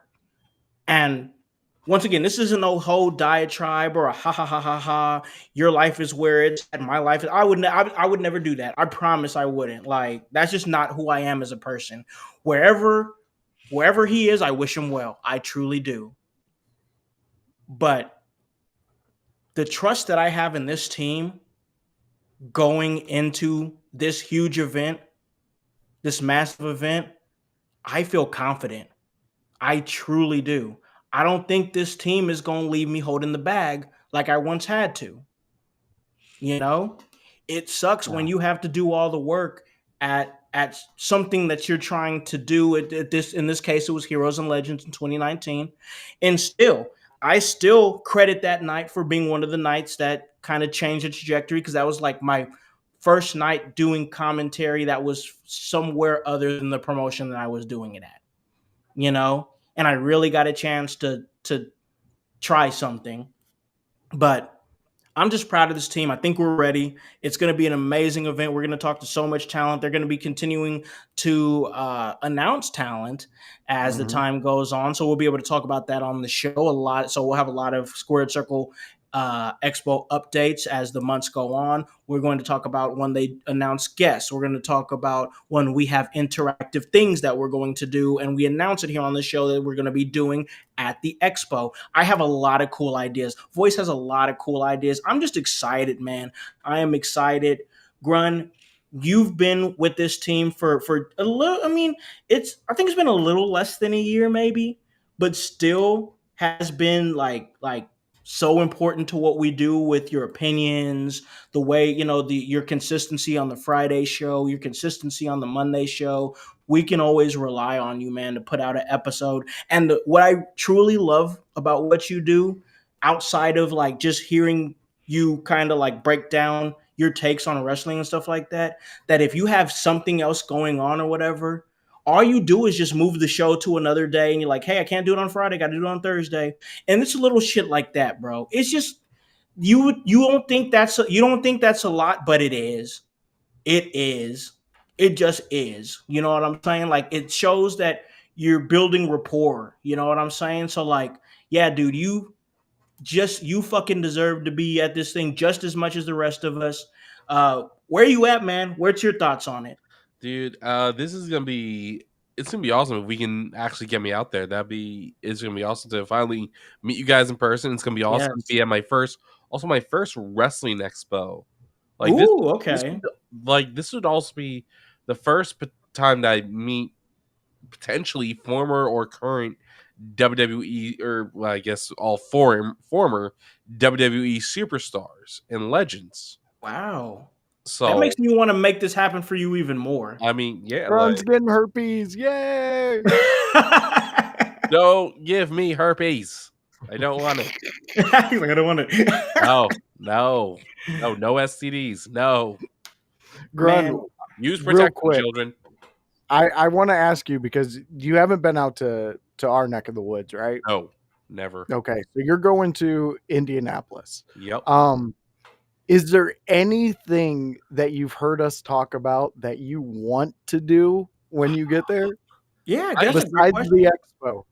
I don't like I mean, I was just thinking about the expo, but at the same time, it's like, you know what? Like, if we have time, like, you We'll guys, have time, dude. you guys give me the Indianapolis tour. Like, whatever you think tourists should see in if they go to Indianapolis. Okay. I Let's- love let's- that idea. Ooh, what we can do. we got a new spot, House. We can show them the Mark Sanchez spot. Oh That- my god! It's current. Yeah. You'll get to see it. You know, I, maybe they'll have the blood cleaned up. or maybe not. We'll see. One thing that my cousin said when he was still living out in Indianapolis for Butler University, Oh, okay. he mentioned Indianapolis people are really nice. Oh, That yeah. is one thing that he mentioned. Dude, it's going to be wild how many people say good morning to you, good afternoon, It's how's your evening? crazy. Yeah. I promise. That was one of the biggest things that threw me when I came to the Midwest from California is how crazy friendly people are here. Like they really, really are. Like if you don't ever go to LA, but if you're ever in LA, don't expect anybody to be nice. Everybody's just trying to get to where they're trying Yeah. to go. Like there was like if you're got a flat on the side of the fucking highway, you're shit out of luck, buddy. You better make sure you either have a spare or you have fucking roadside assistance because nobody's coming to save you. It's not like that in Indiana or in like when I lived in Ohio. Like people were just crazy nice. It blew me the fuck away. I was like, what you trying to do? Rob me or something? Like like you trying to get me looking this way and say look at it. Like it's wild. They are very nice. That's how Grun's going to be. Are they trying to take my shit? No, Grun, you're fine. They're just nice people that have a farm. You'll be Nice. fine, man. Yeah. Yeah, I'm excited I'm to so get Grun excited. in our area. This really is going to be a moment, especially when we all get together at whatever point and we all can look at each other and just be like, we're doing this, guys. Like this Yeah. is what we set out to do. Like I said, the Kokomo show, that vibe there was just fantastic. And if you were there, you felt it. If you've seen it on the videos, it was an amazing time. Yeah. Yeah. I mean, it's That he did, Tony. that That he did. OG, Dude he was did. 69 Like, years old. you know what's so funny about that is when during the height of the Pacers finals run, I was just talking about like my personal relationship with Indiana. You know what I'm saying? Like I'm not like an original Hoosier. Like I wasn't born here. I'm a transplant here, man. But like I love the culture, like like especially like the sports culture is great, and like you said, the people were so nice. But like it's like I said months ago, Indy has some of the nicest people that will fucking cut you, and Yo, that's just a whole. I'm telling you, bro, that's do why I not love stop. it. If they're Yeah. working, Grun, let them work. Just You let got them it. work. You Get the got fuck out of their way. Let them work. You got it. Yep. It's crazy. Rib shot. Just to let you go, we're doing What the are you squared. doing? I know. Wait, what the hell are you doing, rib shot? Just What are comes you into a doing, chat like pal? that. Come in here, like, what are you doing? We're going to the Squared Circle Expo, March 27th, 28th. It's a huge wrestling convention. It's an amazing time. Yeah, I don't want to get to because we still have a couple other segments to get to before we close this one out. I'm just gonna close it by saying I'm excited. I'm Yeah. proud, and I just know that this is going to change things for everybody on this team. We made we I just believe everything we want could happen with Yeah. proper planning, with the right amount of work. We already guaranteed the expo. It's locked down. We're there. Why Tables can't ready to go. What's stopping us from being able to make enough money to bring Grunt out? What's stopping us from being able to have enough to be able to have rooms close by and everybody, and we hanging out with wrestlers after the expo because they're staying in the same hotel? It's all in the realm of possibility now. It's all real. It's within fingertips. It's just a thought away. It all started with the concept. It starts with the thought, and that's exactly what we're doing. We're turning thoughts into reality. I fucking love this team, man. We're going to Indianapolis. We're going to the expo in March. Fuck yeah. Dude, and if fans, if we see RVD say he's going to be there, he guarantees he's going to be there. That is the last infinity stone we need for the ECW watch along. We can have RVD. We can get the topic. We will even pull Grun in if he's there with us in on that one, just so you can sit there and just feel ECW for a night. Being in the presence of RVD, like I can imagine that it's similar to being in the presence of Sabu, but different. I can too. Of course, Rib Shot. We will definitely send people to your stuff. We'll send them to the right now. Go check out Rib Shot on YouTube. Yes. He's a fantastic cartoonist. I think that's what you Yes, call man. it, animator. I think Go you check his both stuff right. out. It's good stuff. You're going to love it. You're going to have a good laugh. You're going to be entertained. Go check out Rib Shot. And yes, of course, Rib Shot. We'll shout you out when we're out there. Absolutely, we will, man. Absolutely, like it. We want to bring it. Like, if you have resources, if you were somebody that can make this thing even bigger than what it is, do reach out. We like as long as everybody has a role to play and doing their part, reach out. We don't want nobody like we got the team is the team. You know what I'm saying? Like doors are closed, but if there's something that you have that you can promote for you and we can help you, we'll do that for sure. We'll Yeah. do that for sure, 100%. So yeah, just proud. It's a great moment, and it's going to be something that we're going to be talking about for the next few months. But we do have to Get used transition. to it.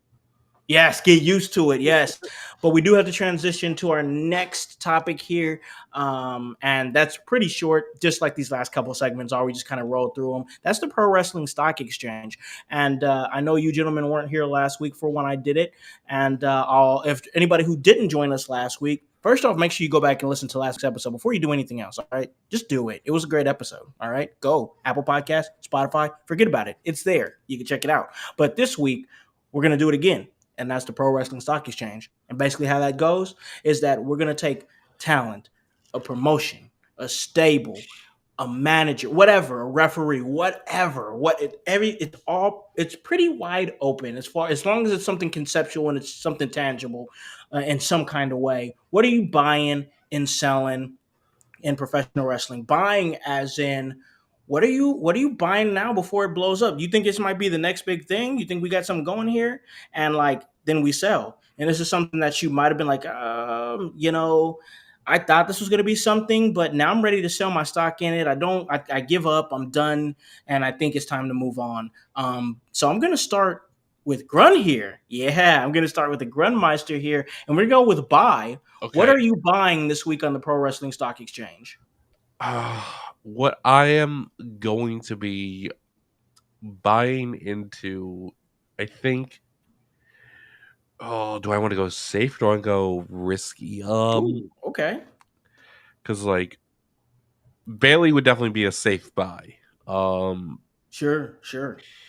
What's the risky one though? I'm just curious. Yeah, that is. Yeah, what would be the risky one? What is not seeming like it's turning into something, but might actually turn into something? How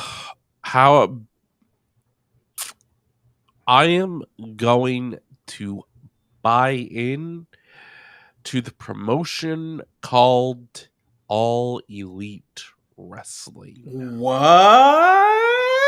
Get the fuck out of here. I've been What? I have been a very adamant critic of AEW. Oh shit.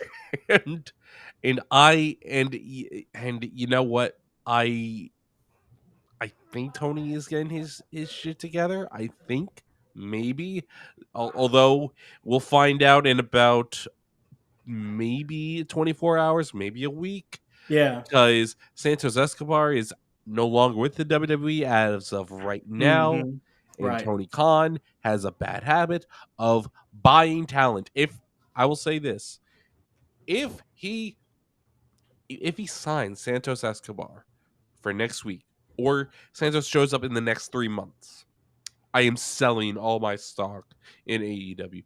That's fair. I think that's fair because right now Tony is in a spot where he doesn't even need to be like you just brought Andrade back. You do not like, and I have thoughts about that. We'll get to that eventually. But like you just brought Andrade back. You don't need to. You've got something there, Tony. Like we've all said it. Every single one of us on this panel have had not so kind things to say about AEW. Mhm. We're all now with Grun finally being the last domino to fall. That we see some collectively we see there's a light. Don't bring in Santos Escobar. You don't need him. Focus on what you have now. Focus on what you have now. I'm shocked that we went with the buy there for AEW from Grun, but I don't hate it either. So yeah, Me too. Grunmeister shockingly buying AEW stock. Voice, what are you buying? Well, I'm gonna do a quick statement because you last week you sold on Jade. I'm in a total agreement with you on that one. Um, sell all the stock you can there. Okay, But all right. what Is that I'm your sell for this buying? episode? No, my buying. I'm gonna Okay, buy some this week. I'm okay. gonna buy Shotzi Black Heart Oh, okay. stock. I'm going indie. Yeah. She's doing some great things, and here's the key with her. What was it, 3 weeks ago? I believe she made her NWA debut. But some of the top names have her in their mouths. Karrion Cross, he has been taking her with to a bunch of different things. She's Oh been yeah, I showing heard up about with him. that. He's talking about her. What's his name? Matt Cardona. Yep. He's been talking about her because of the Yeah. tank and all that stuff. They've been, there's things. So that's what I'm buying because I am going to state it here right now. What day are we at? We are October 7th on a Tuesday, 2025. Shotzi will be the next Naomi and work her way back to the WWE in fantastic form. Okay. I buy it. All right. I love it. I like that. I like that. Okay. My listen, we talked about it already. And it really doesn't matter to me because this is my buy. I'm I'm I'm purchasing I- I'm purchasing all the Maxine Dupree stock. I mean, I'm Okay. buying it in Yeah. right now. I mean, I don't know what to tell you guys. Like, I'm buying every single last bit of it right now, just based on one performance. Yes, I get it, but I honestly think even at this point, and call me crazy, maybe she totally flubs next match and I look like a complete fool and you guys can reference this podcast and say, ha ha ha ha ha, ha Con was stupid. But I'm saying that if I think that this is sustainable. I think it's sustainable. I think It she can can be. keep the style that she's doing and it worked for her. She's cut out that whole weird like reverse worm thing. Get that out of here. We don't need to do that. Just be just be Lady Kurt Angle. I mean, literally, just be a complete shooter. Just be a complete workhorse.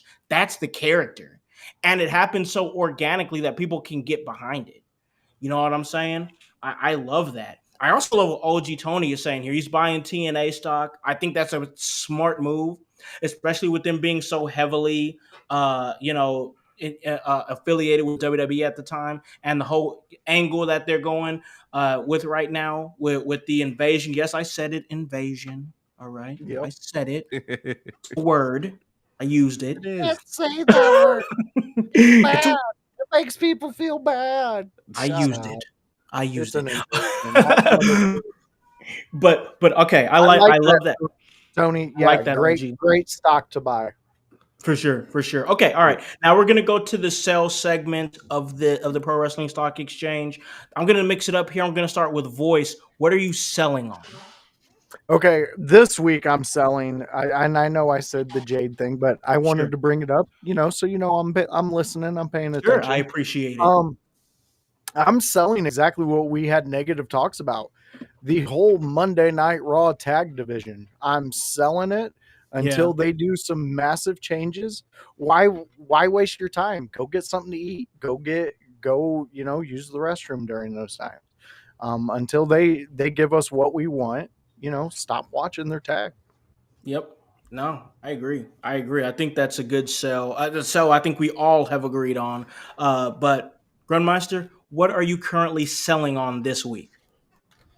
I am going to be selling.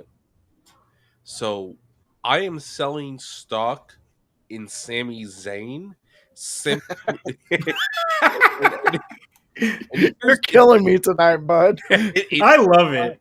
It's I not do because too. I don't think that Sami Zayn will get a good positive reaction in Saudi Arabia, but I think it's because Sami Zayn's the reactions he's going to get, fans are going to realize, oh, they're manufacturing this. Ooh, They're okay. going to realize that Sami Zayn was handpicked by Saudi Arabia because the WWE just coincidentally has one Middle Eastern wrestler that I'm aware of.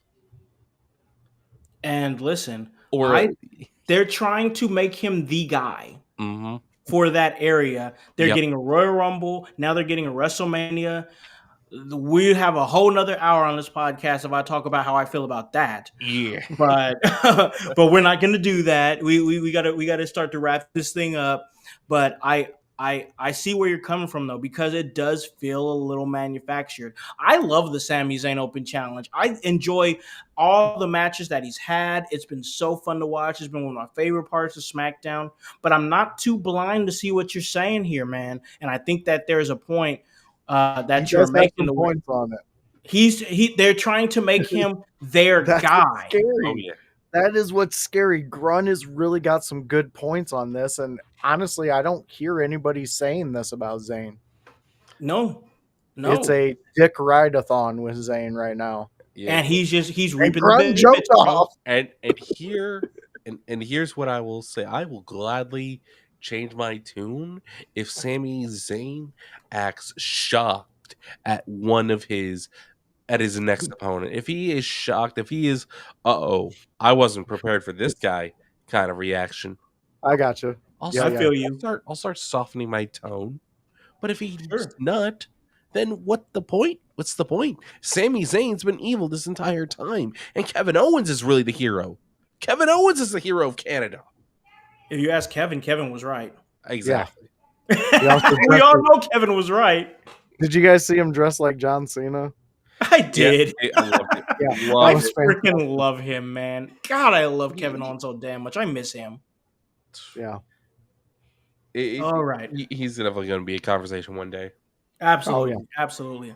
Okay. All right. My sales this week, I have two of them. I'll start with the first one. The first one is freaking Andrade. Pack this guy up, man. I mean, seriously, I'm tired of this guy. And the reason why is because he is literally one of the best in the world. Like, if you give him the right platform, the right stage, he is literally one of the best in-ring competitors that you're going to see. He's fluent. There's many people I've heard in interviews that they say, like, one of the best, like one of my favorites to wrestle with was Andrade, because Andrade gets it from bell to bell. But this is a guy that just constantly gets in his own way, it seemed like. If reports were right, which I cannot confirm or deny, but if they are correct, he's been dealing with with some wellness policies. Don't know what that is. Can't speak on it. Don't know what it is. But apparently it was multiple wellness policies that got him out as quick as they did. And this is a guy who, when we saw him at NXT and during his first run and he was an NXT champion, hey, this guy has potential to be the next huge, Mexican American star in the WWE. He's an NXT champion. We could bring him on.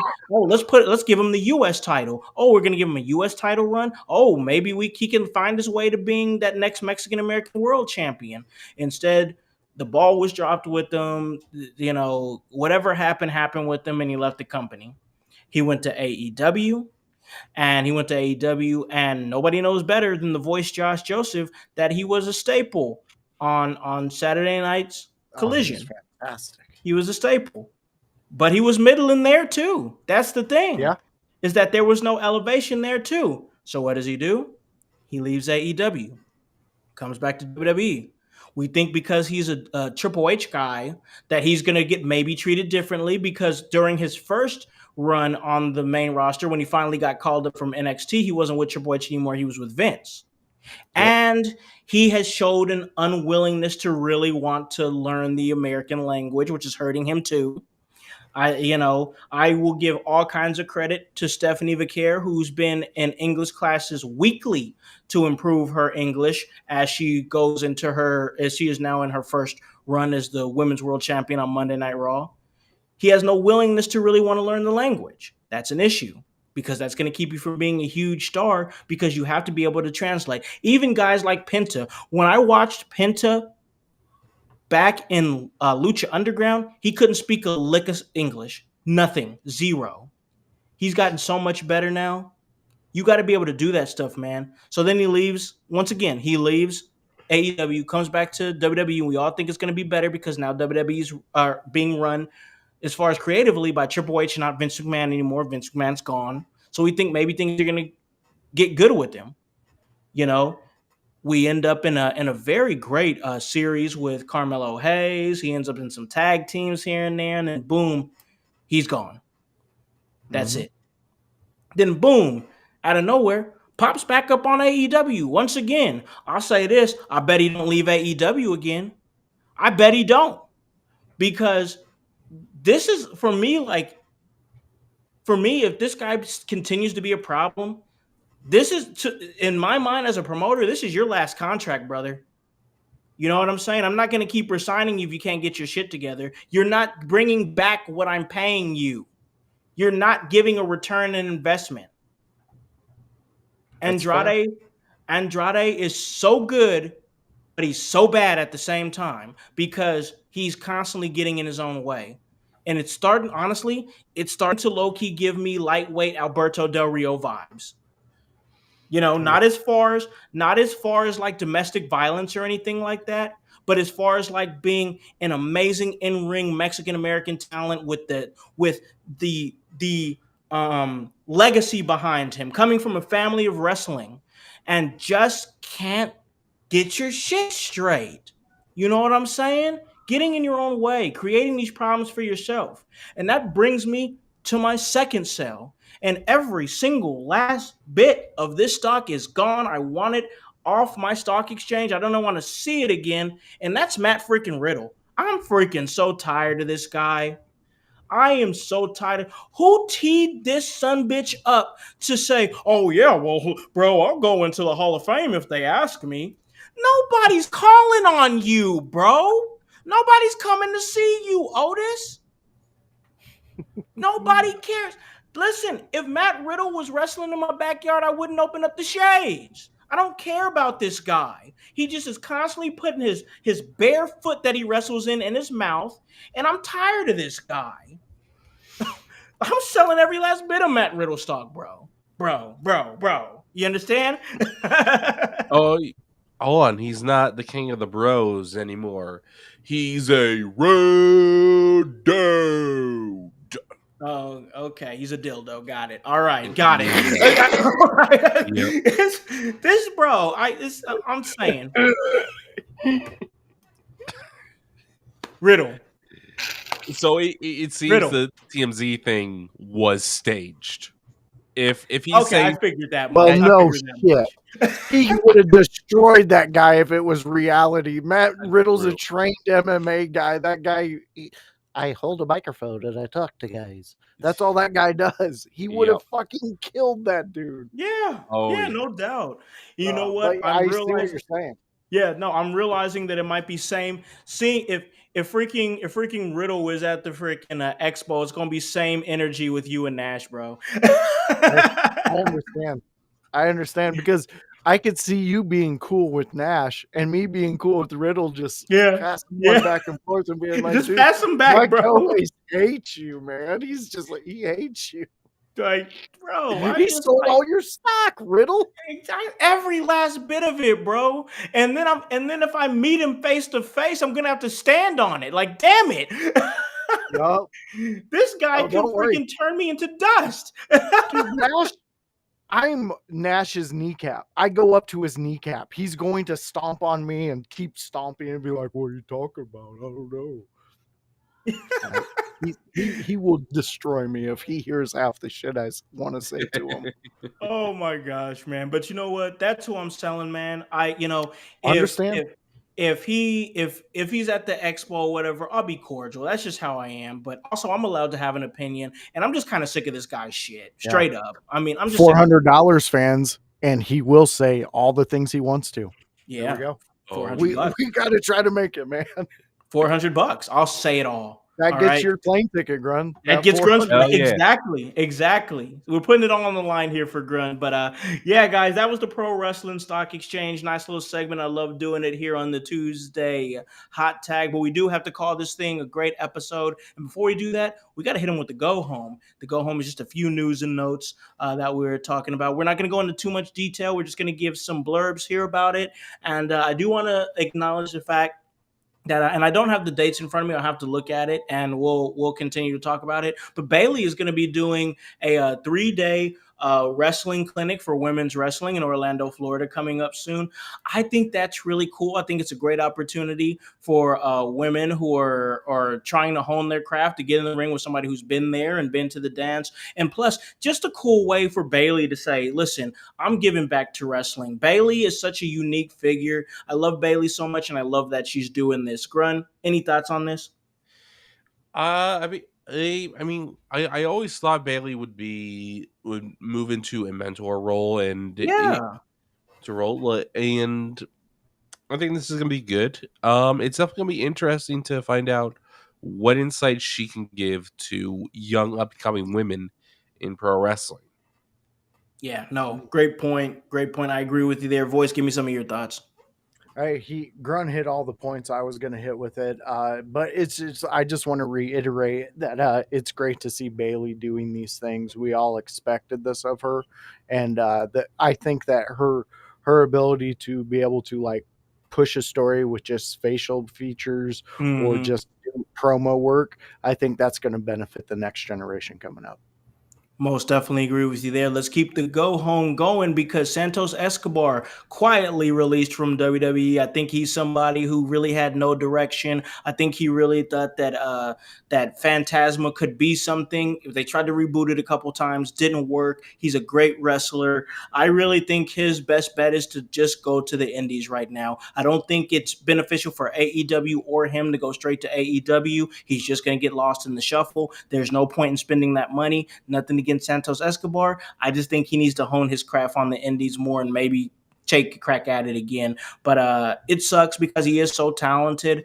But this is the business. If you have nothing going on, if you're just catering this whole time, and I'm sure on the end of Santos Escobar, he's somebody who wants to be in that ring. He wants to create. So I'm sure this was beneficial as far as the way they both looked at it because he's going to have that ex-WWE tag to him. He's most definitely going to get work.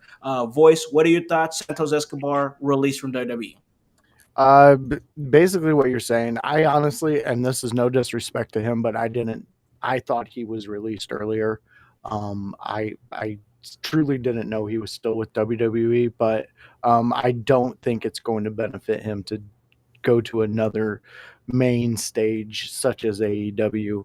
Indies, go check out GCW, man. You're going to hit in GCW, trust me. Yeah, no, I agree with you there. Grun, what are some of your thoughts? Santos Escobar released from WWE. Not surprised. It surprised it took this long. Because like of all my research, Santos is older than Andrade. Dear God, I didn't know that. Yeah, Santos is in his 40s. Andrade is still in his 30s. Wow. Yeah, you're not going to get a whole lot of return on investment on that, bro. No, and I'm like, wait. So you bring in Santos, you do nothing with him. You put him in this group. Somehow you get the group more over than him. I don't understand what they were planning on doing or what they were hoping to accomplish with Santos Escobar, but clearly whatever their plans were, it didn't work, or they didn't have a well thought out plan. I mean, like, sometimes that happens. Yeah, it does. One other thing I thought about, and I think one of the coaches from LFG said it: if you don't love pro wrestling, you really are not going to make it far in this industry. Nope. It's so true. I mean, there's a couple who, I mean, I could point out Goldberg, Oh but yeah.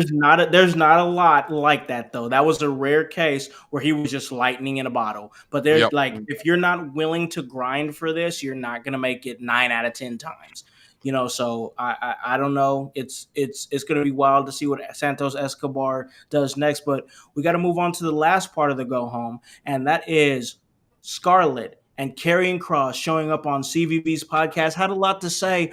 I listened to that podcast. I'll keep it short. I listened to that podcast, and man, I got to tell you, from everything that I'm hearing from Karrion Kross and Scarlett, what they said to Chris Van Vliet, it really sounds like in that last 6 months that WWE really truly dicked Karrion Kross around and was trying to. It seemed like at some points really trying to get Scarlett to kind of like either just like work for free or fuck off. You know what I'm saying? Like, it was kind of a weird situation. Grun, you kind of heard some blurbs from it. What are your thoughts?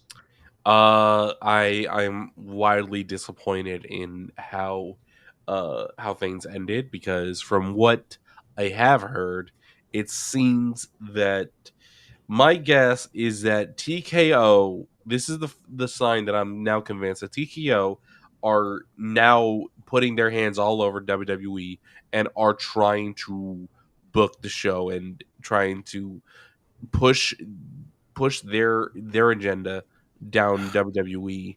And And we don't want that. well, here, ladies and gentlemen, I think you all can agree when I say that WWE has now become the cheap whore that's going to get passed around from billionaire to billionaire. Gross. Hey, It is I gross. mean, it's very gross. It is gross. It's real. Nobody wants her.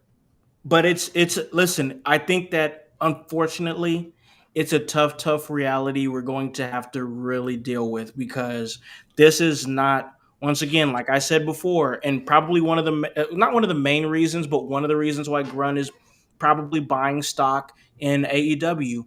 It is now the only like national family owned wrestling company now, because WWE is not that anymore. It's corporate. So like, I don't know, it's weird times, man. And yeah, the handling of Karrion Kross, it like in a lot of ways, it really did feel gross. It really did feel gross. Like you guys, what mainly got me was that they were like, they intentionally tried to run out the time of his contract, so that way when they offered him another shitty contract, that he would have no time to think about it and just agree. And that's exactly what he didn't do. And I don't know, I just feel like it was a miss with Karrion Kross, because even if you didn't think he was going to be a main event player, which, hello, when you brought him back, you had him in a segment putting the clock in front of Roman freaking Reigns, the guy, and then you killed him, absolutely murdered him. Yeah.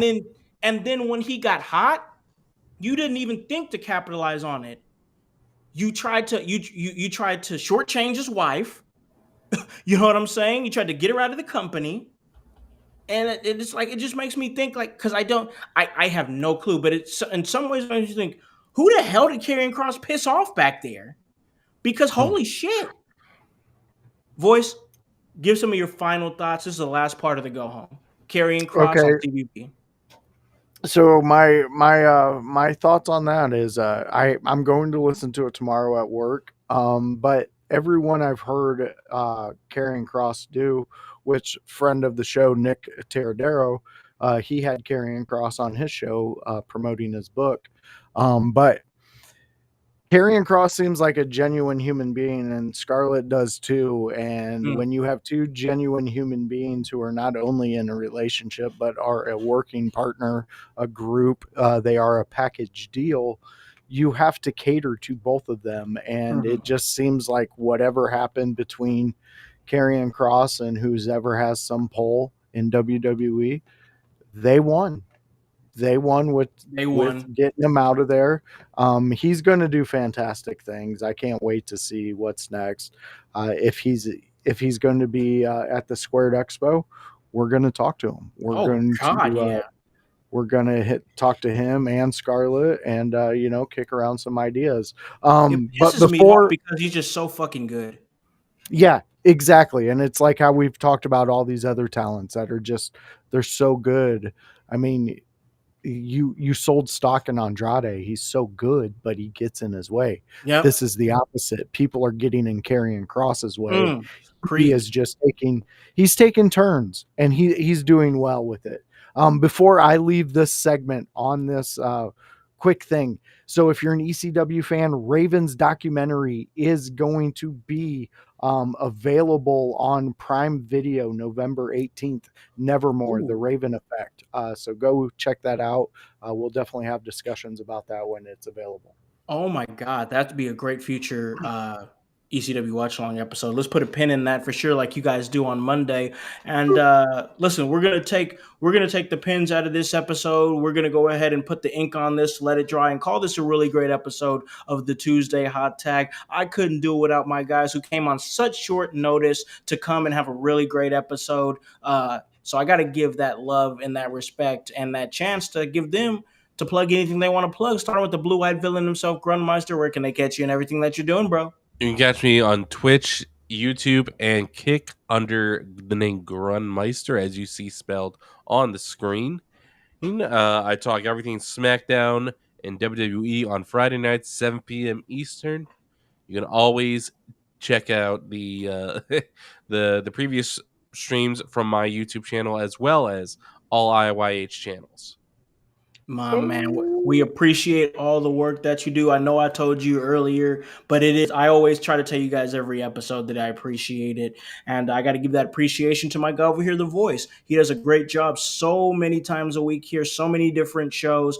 He's here on a Monday, he's here on a Tuesday, he's here on a Thursday. But I'll let him tell you, where can I catch you in everything that you're doing, man? All right, so fans, if you like what I do here, there's a show we're going to be doing on Thursday. It's called the ECW Watch Along. You've heard me talk about it. You've heard little blips and bleams of it, but here it is. Here's the promo for it. Come watch me and Howse watch ECW together. Watch along. That's what it is. That's what we do. It's centered around ECW and our love for it. And, there's a lot of episodes of their weekly shows Howse may not have seen. He may not have heard about, but we get to introduce it to him. And there's sometimes I don't know about it, and we get to introduce me to it. So it's a fun Those time. times are That's fun. Thursdays. Oh, those are great times. And that's at 6 p.m. You can come join me and Howse and have some fun.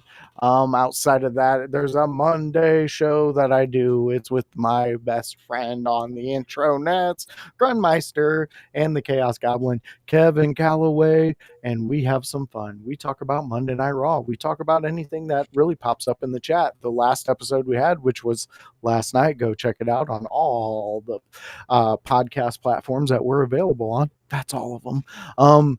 We had some great chats. We took questions directly out of the chat and formed a show around it. It was pretty cool, and it was one of our better shows that we do. We had a huge announcement. Squared Circle is coming up. Fans, I'm telling you right now, invest in IYH right now. You want to buy stock here. Anything will help. And if you can't, just share our stuff to people who might want to be interested in it. I'm a NASCAR, and I don't like NASCAR. But what I mean by that is, if you show some love to us, I will show some love to you. I will wear you around all over. I will promote you. I will do whatever it takes It's true. to get you to support this channel, because I'm telling you, the reason why I do all the work, all the things you hear Howse talk about, is because I believe in this. And that's what I told him from day one. I believe in IYH. I always will.